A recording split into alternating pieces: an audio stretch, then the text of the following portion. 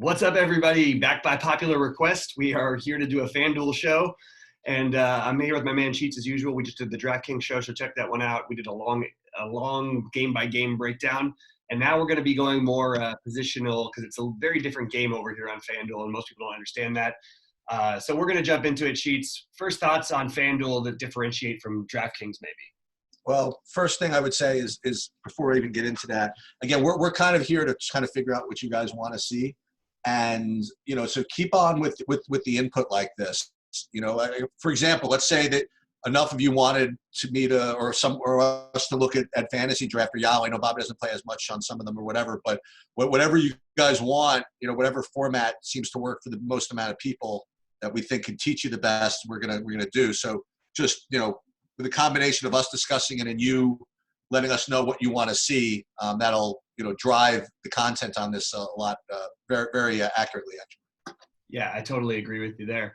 What I find interestingly on FanDuel in general is, maybe this is intentional or whatever, but I do find that there's a lot of min-price guys throughout the slate on FanDuel, more so than on DraftKings.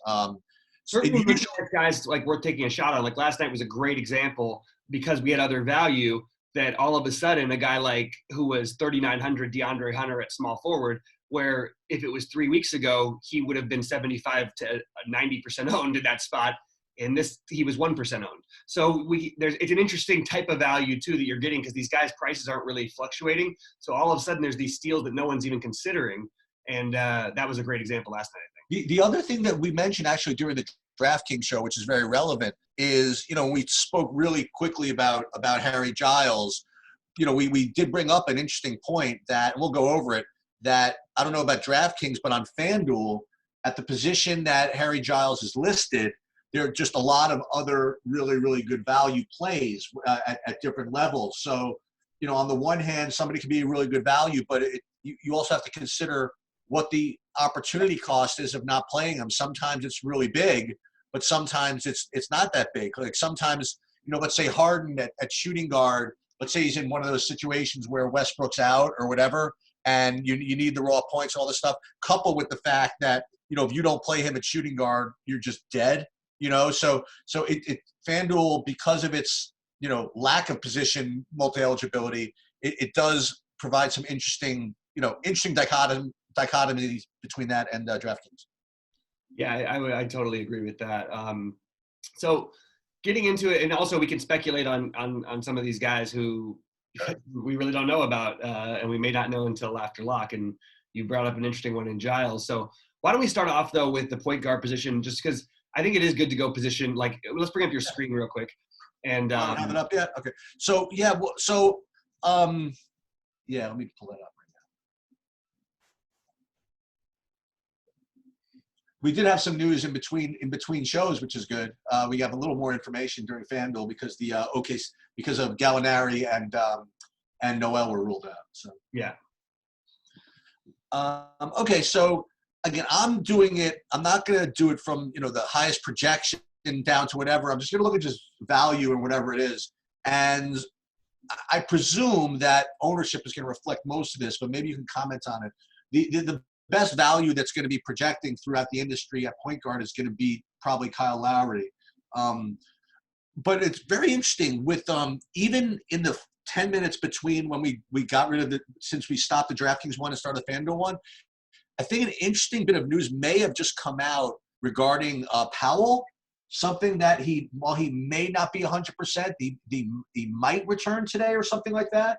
I have to look a little more into it, but Lowry is certainly priced for, he's not priced for perfection. What I mean is his ownership is kind of priced for perfection. But he's going to be really, really high owned because his projection is really, really good. So we have to figure out whether that ownership is worth paying for. And then, I guess the next two guys, I'll do it in tiers. The next two guys I have are Chris Paul and Derrick Rose with respect to value. And then after that, we're down to the guys that I might want to play. Is Lillard is next, and then after that it just kind of drops a little bit. But those are kind of like the top guys, at least from a value perspective. And if I had to rank them, I don't usually ranking them. Again, it depends what you're trying to play here. I think Lillard as a tournament play even though he is not projected to be as great value as those top three, I mean, even a cursory look at the way they play basketball would lead you to believe that he has just a lot of upside. And considering that they're at Toronto, they're a small underdog, which means they're probably going to be really, really needing Lillard to not only play minutes, but be responsible for putting points on the board. I think that Lillard is probably a really strong tournament play from this position. Yeah, whether McCollum plays or not, I agree. I think that if McCollum does it, like we talked about this before on the DraftKings show, and like obviously McCollum doesn't play, Lillard's ownership is going to go up quite a bit. I have interest in him. I don't care no matter what. I mean, truth be told, I've built one shell lineup on Fanduel so far after going through everything we did on DraftKings, and he was sure enough one of my point guards. And I really see him as the best play at point guard. I think he's a better play than Lowry, pricing and everything considered. I really do. Pretty much no matter whether Powell plays or not. I also really do like this other tier a little bit. I think Derrick Rose is reasonable. I think Chris Paul's reasonable. I think Jeff Teague is a phenomenal tournament play. Higher level than Rondo at 3.7, but I think he's kind of interesting also, but I really like Jeff Teague as a tournament play. I mean, if this was last year and we could drop a player, Teague is the exact kind of guy because he might put up 15 and he literally might put up 50. More realistically, he's going to end up in the 20 plus range. I feel like he's safe with upside and he's going to have no ownership. I think at 4.5, he's your wild card tournament play, but mostly for me, it's going to be the normal guys, except for I'm not as high on Lowry as the field is. I'll be a little bit underweight on him, and I will be overweight on everyone else. I even think guys like Sexton are in play, depending on what happens with Kevin Love. But mostly, and even Rubio at his price. Oh, did we mention De'Aaron Fox? You know what? He would literally, between him and Dinwiddie, it would be the next two guys that I would mention. So why don't you talk about him? So I actually like De'Aaron Fox. I realize I'm prioritizing him ahead of So they had a blowout game last night. They didn't need a ton of minutes from anybody. They still played their minutes, but it wasn't, the same kind of minutes down the stretch or anything. I was actually surprised they played Fox 30 minutes because they didn't really need to at the end.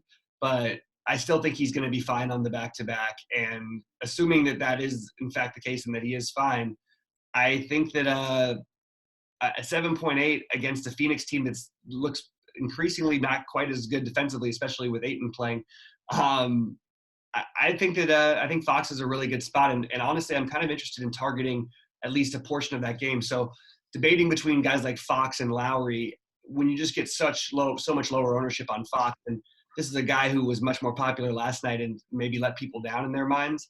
There's massive upside for Fox and in that game environment. So, I would probably recommend him where I have other Phoenix players, but I think he's fine on his own. He's actually my third favorite point guard at the moment. Let me tell you the way my process for Fanduel. Tell everybody, and I've gone over this a little bit.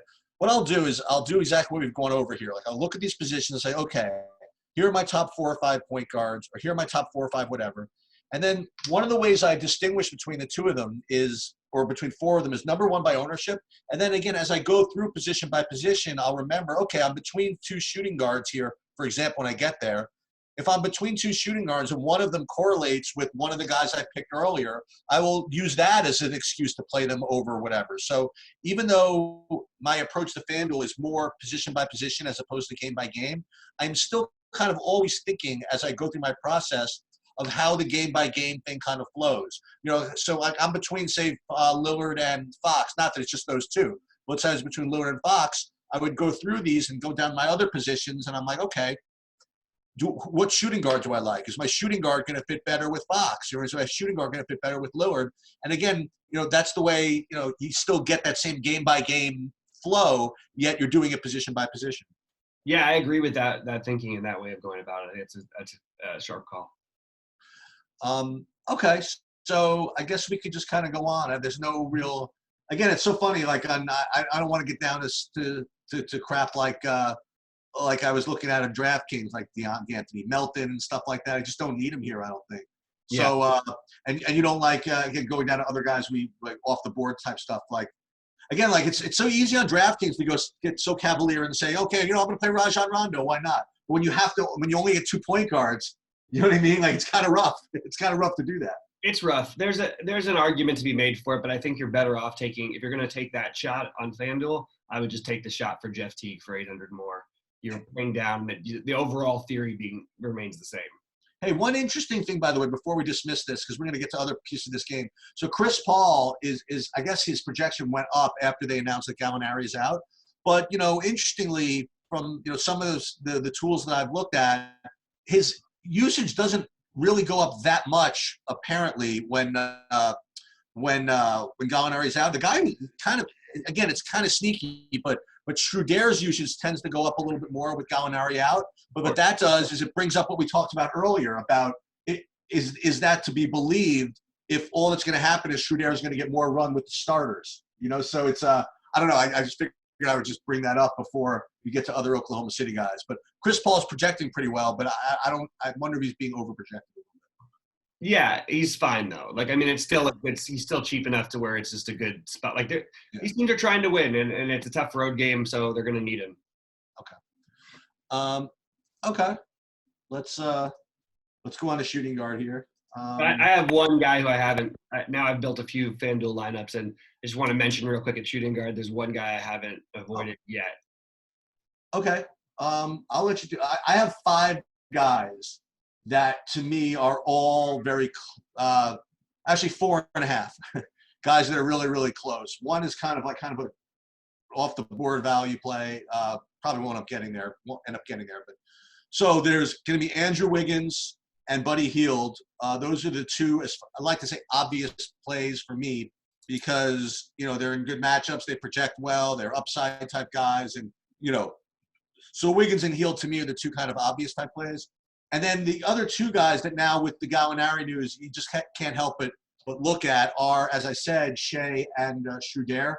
They both project to be pretty good values. And I will reiterate what I say all the time is that, Schroeder does kind of have that upside type profile. So I usually prefer to take him over Shea if I had to be looking for an upside guy. But both those guys look pretty good. And then for whatever reason on FanDuel, just based on projections, based on whatever, if you need another guy like this, but Terrence Davis at 3,600 is projected to be a good value, and that's really what's all I had. So you let me know what I'm missing. Or if there's no Powell, I think Terrence Davis is a really interesting play, just on minutes alone, and it really doesn't take all that much for him to get there. I don't know that you necessarily need it.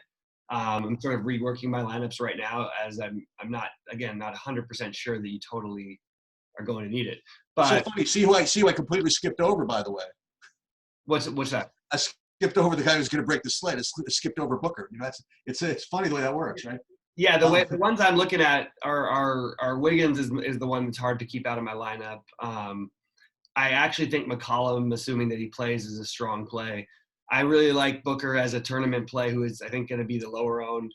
And then you've got a way too cheap Buddy Hield at 6,400. If you're not going to play Fox at the point guard spot, I think that's an interesting way to go.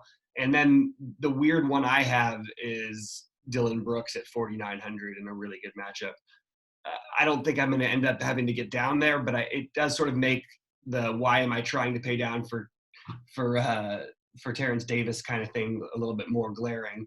But if there's no Powell, you're going to get 28 minutes out of Terrence Davis, and in a good game environment is probably enough at 3,600 to give him a shot.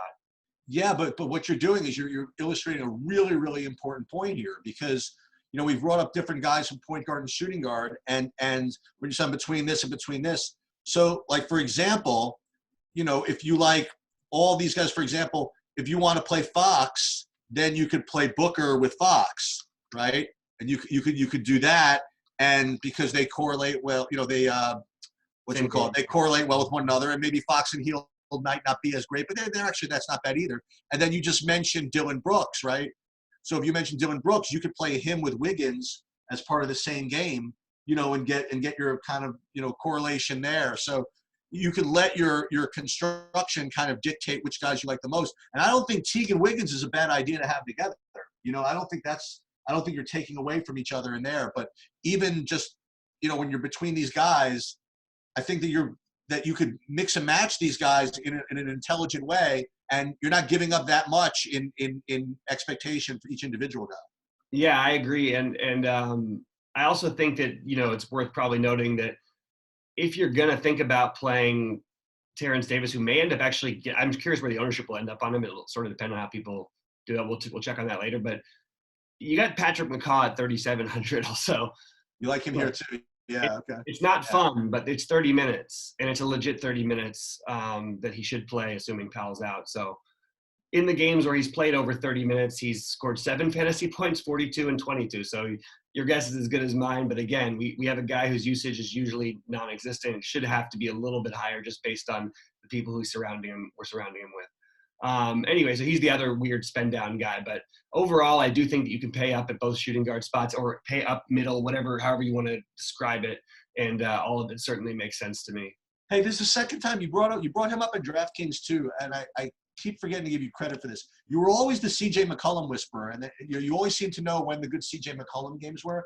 And you made it a point to bring him up in both of these, both DraftKings and FanDuel. Is it just price, or you think is there something particular about the matchup that intrigues you above and beyond that? You have G League players going against a guy who is probably one of the most underrated real life basketball players. Like, it's hilarious that other people think guys like Trae Young are better actual basketball players than CJ McCollum is. CJ McCollum is an actual good basketball player. And that's going to probably get me a lot of flack, but they're not in the same ballpark. Now, Trae Young obviously could get there, and he's just young, and he still has beautiful – he has more highlight plays and all that. CJ McCollum is an excellent real-life basketball player facing a matchup that should be like a cakewalk for him.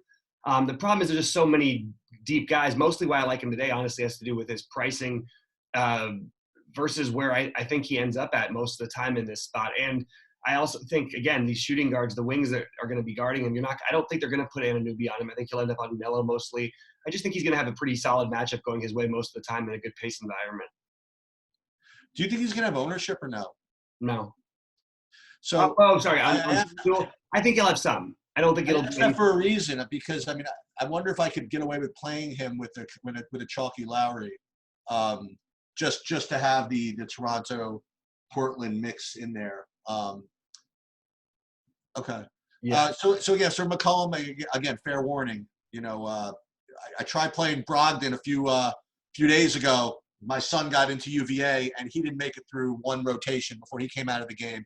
And my daughter is at Lehigh, so if you play McCollum along with me, don't be surprised if 3 minutes into the game he has to take a seat. But I'll just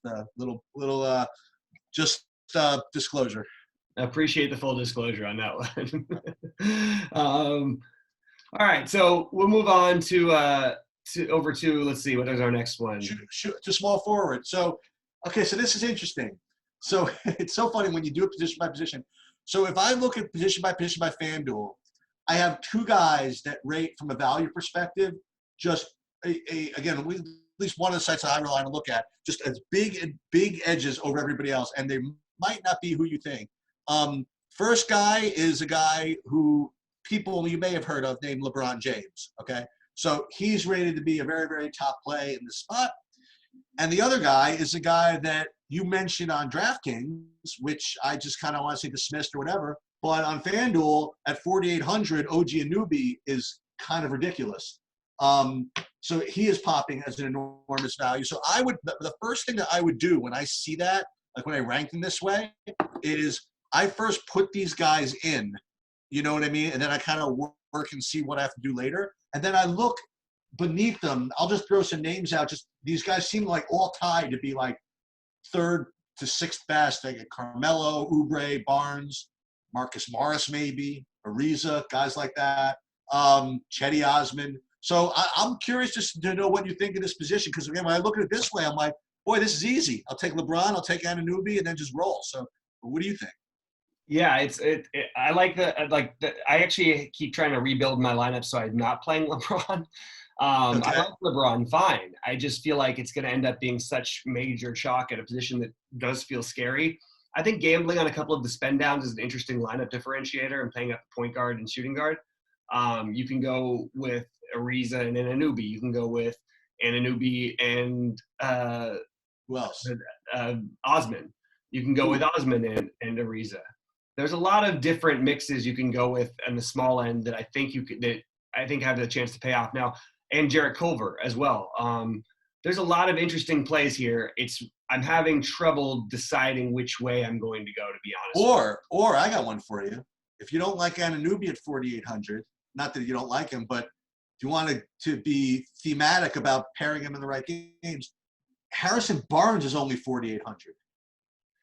It's true. And I smell a little bit of Sacramento Phoenix, permeating through this lineup. You know what I mean? So no, it's a good point. I mean, yeah, I hear you. I don't know what to say exactly.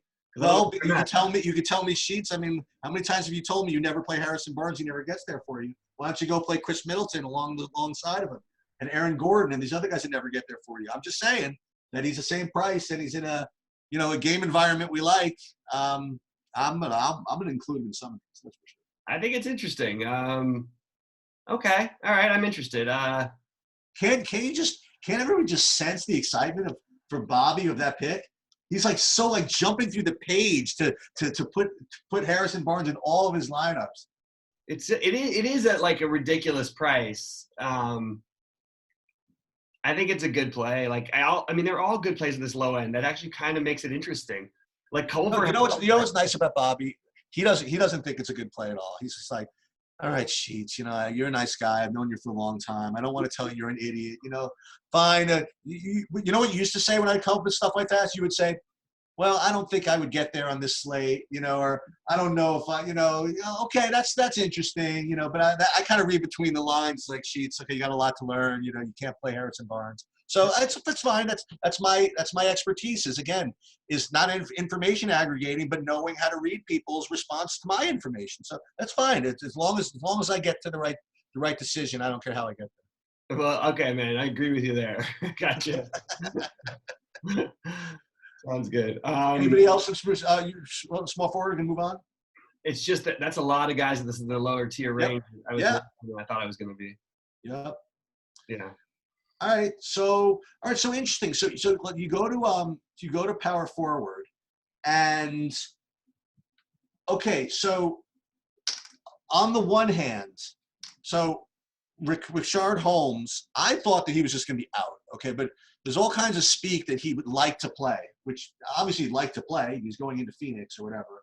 So I think he's going to try shoot around, he's going to try whatever, but I just can't see it.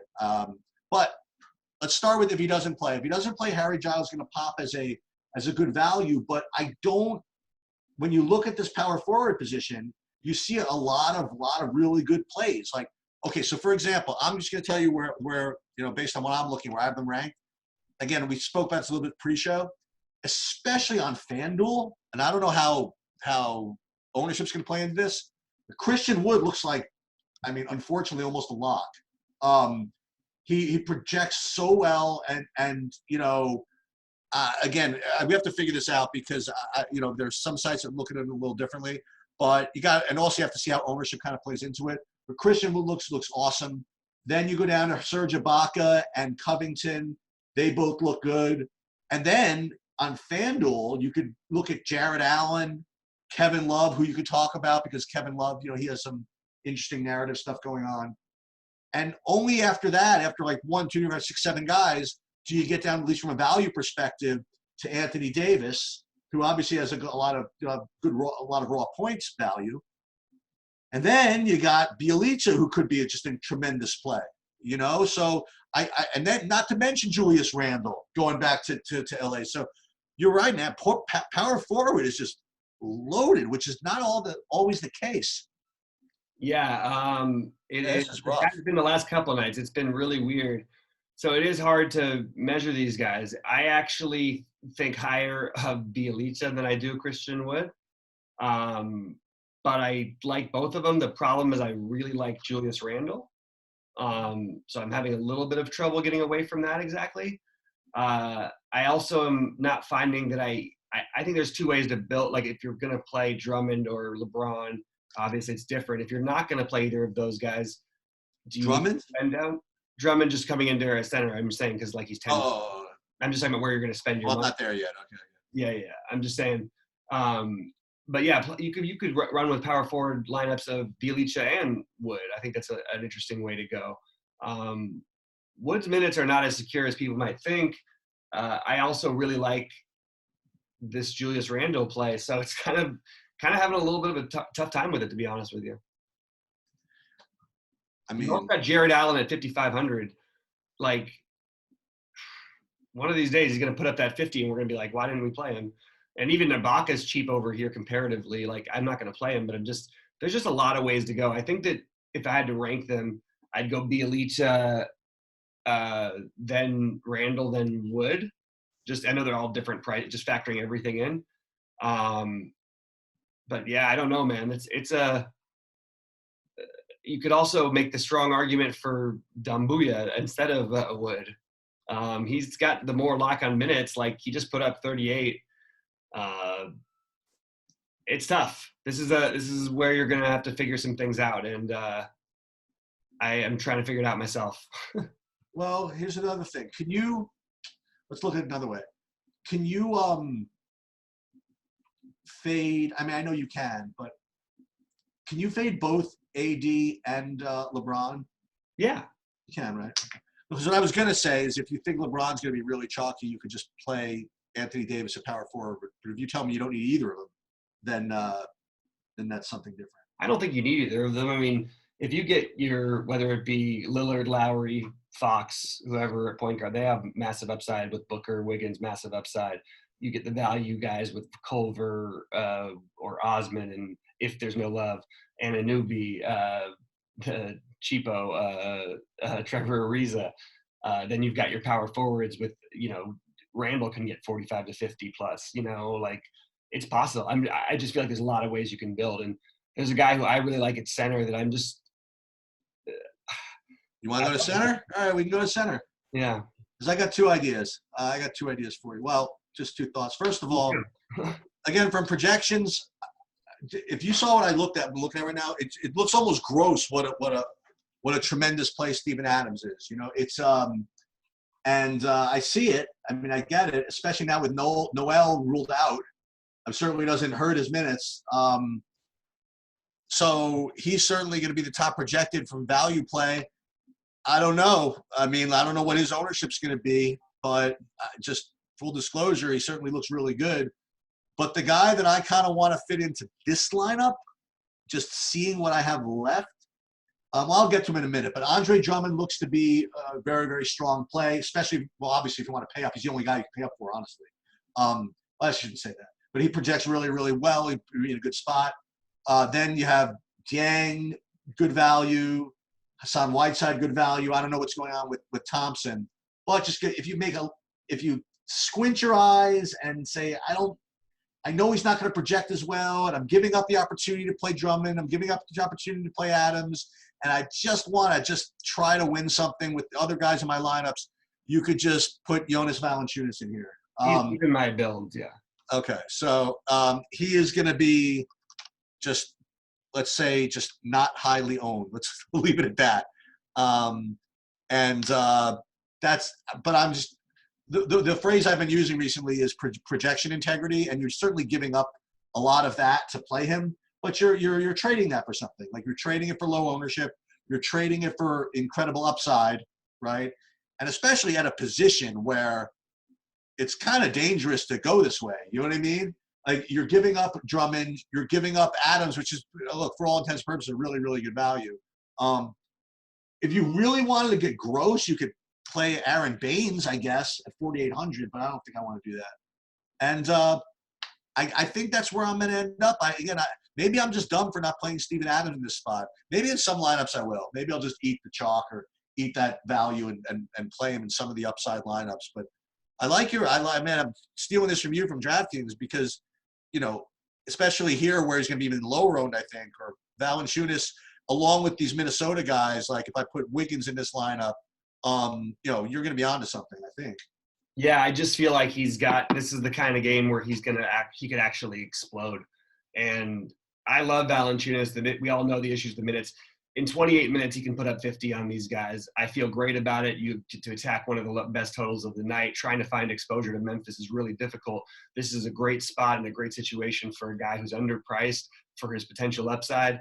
I prefer him over Adams anyway because I'm a tournament player. Obviously, Adams is going to average out to probably be the better play on tonight's schedule, although I don't think it's by that much. I think the numbers are off.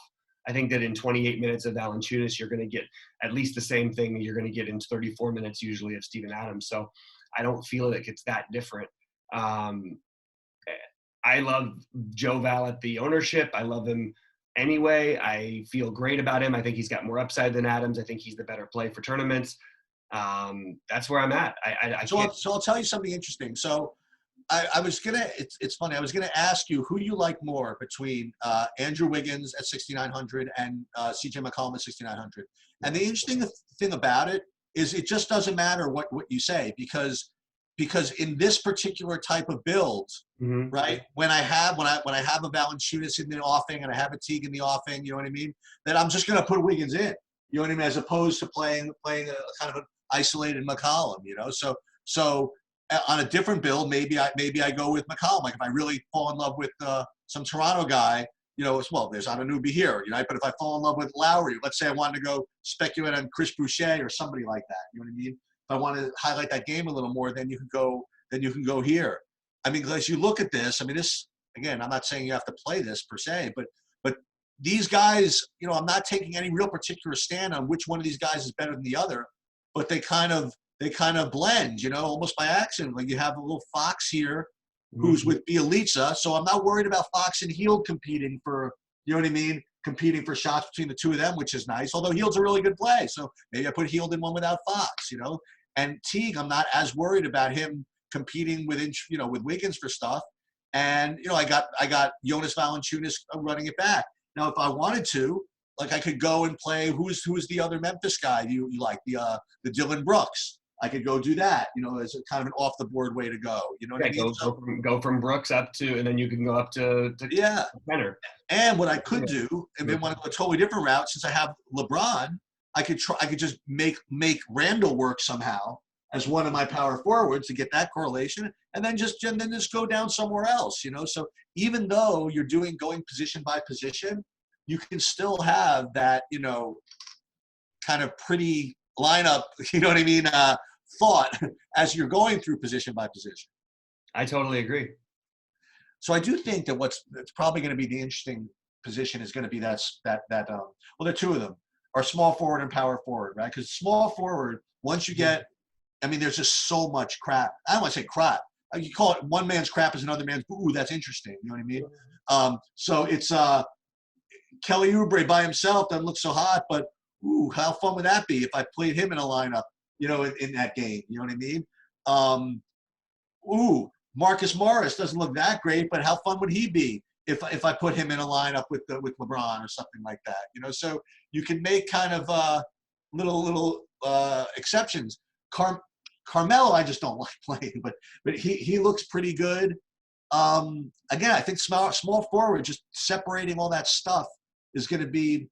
I think that's where you can spread. You know, I think that's where you can spread. Well, power forward too. You're going to get a low.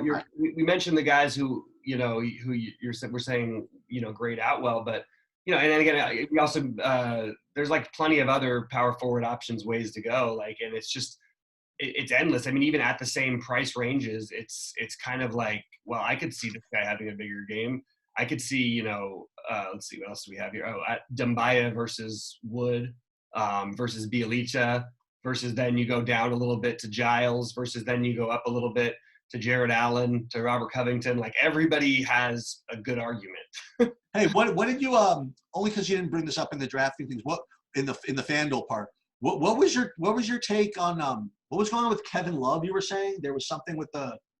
I don't know if he's going to play or not because he's in a fight with the GM as well as he got into a fight with Sexton in the last game. Okay. He obviously doesn't want to be there anymore. It's a dangerous situation, but it's such a good price. And the speculation would be that if he does play, he's probably going to go after it and they're going to trade him. Don't you want to show him off a little bit? Like, so taking a shot on Kevin Love, if he's announced in, which we should know because it's the first game, I think we just go ahead and take a shot and play Kevin Love. I think I know where I'm headed here. I think, again, you can't play everybody. I mean, I guess you could. You can't play everybody. Mm-hmm. I think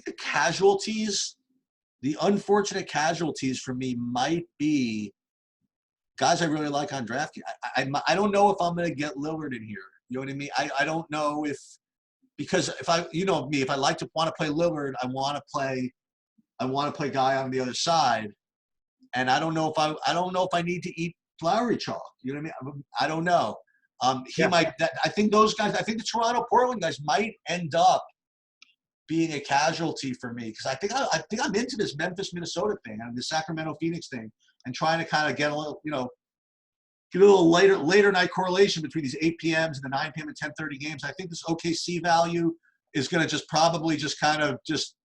I think someone else is going to have to win with that. Like Jared Allen, you can say. I mean, look, Jared Allen's a good play. He's always good to play. I just don't. I think someone else is going to have to win with those guys aside from me tonight. I don't know. I'm mostly with you. I'll have some exposure to some of these guys, but I'm sort of with your overall sentiment. I would echo a similar thing. And I don't think I need to play Steven Adams at 5 million% ownership ever, personally. Is he going to be that owned? I mean, is that the case? He'll be the most popular center on each slate, I think. Yeah. I can't. Let me ask you something. So let me ask you what I have here. So we've spoken a couple of times about the value of entering satellites. Yes. So what should I do? Well, I would suggest just entering. I mean, you got the $1 thing for. Well, tell me how to even find these. Okay, so you go under guaranteed. Is that what you do? No, you can go back to your lobby and sort by a different thing. But over here, that you'll be able to just do it by a different way. Not live, upcoming. Well, let's do that. And then, no, lobby. It would just be from where you started off at. Okay. Wait, okay. Yeah, and I think for a lot of you guys out there who don't play as often, it is really important to play satellites. That's how you get chances. Yeah. So how do we do this? So NBA, and then you go down, scroll down. Okay. And satellite qualifiers. There you go. So what do you suggest? So it's like poker, right? That you don't. It's not always basketball satellites into basketball satellites. Like it's basketball into everything. Sometimes. So like there are all these $1. So you wouldn't enter multiple lineups in the same ones. I try not to enter as many, but I don't have a choice all the time. Right. So let's do this. Want to have some fun? So what we could do, but let's do it from here. Let's do it from the lineup page. Okay. So if we enter more contests, it's going to sort by the other way. But well, can you sort it by prizes? Yeah, prizes, but the prizes. Then all the ones at the bottom are the satellites. Yeah, right? Yeah. So I would suggest playing the ones that are, and just knowing the size of your tournament of what you're trying to win. Obviously, if you're playing this, you're trying to get first place on that $3 tournament. This one, trying to win a $12 against 7 people, that makes some sense to me. And you're qualifying for another satellite. Right. That's what I would go for. I would try and do the 6 to 10x type of profits for satellites to start, and then maybe take a shot or two on some of the $1 and things like that. All right, so we do. All right, so let's just. Okay. Full transparency, right? Yeah, why not? Let's. We don't need to do the 25 centers, right? Yeah. We don't need but to yeah, if you guys get the picture, we're this is I was telling Sheets to start playing more satellites because actually that's how early on I was winning satellites to bigger tournaments and started playing them, and it happened with some friends of mine who literally do this for a living and make a lot of money, in some cases more than I do. So, and they won initially just because there was one satellite that led them to one big tournament win, and it changed their lives. So hey, satellites are important. Anyway, Sheets, any final thoughts before we get out of here other than watching you mass multi-enter these satellites? They should do better as far as letting you mass multi, because this is way too much effort. I agree with you. I definitely want to make sure I get into the NHL super monster. Oh God. Got to make sure. Basically, according to Sheets, he asks me what to enter, then he just goes and presses click on everything. That's right. Final thoughts, Sheets, before we get out of here on this slate. Yeah. I think that there's not any, and it's FanDuel. It's not like this that often. I don't think there's any real must plays on FanDuel. I really think that you can tailor your exposures based on your correlations. I really think you could focus in on making sure your lineups meld well together, as opposed to like some days, just run an optimizer and put your percentages in and let the lineups just kind of happen for you. I think that on a day like this, I do think that you could be a little pickier with who your players end up with in your lineups. And it's not always like that in FanDuel. FanDuel, there's a lot of times where there are guys that are just locks, and I think that I think today is not one of them. I would tend to agree. All right, man. Good doing the show with you. Hey, everybody out there, don't forget to like, the thumbs up. Appreciate it. And yeah, let us know any thoughts, questions, Twitter, all that stuff. We will talk to you shortly.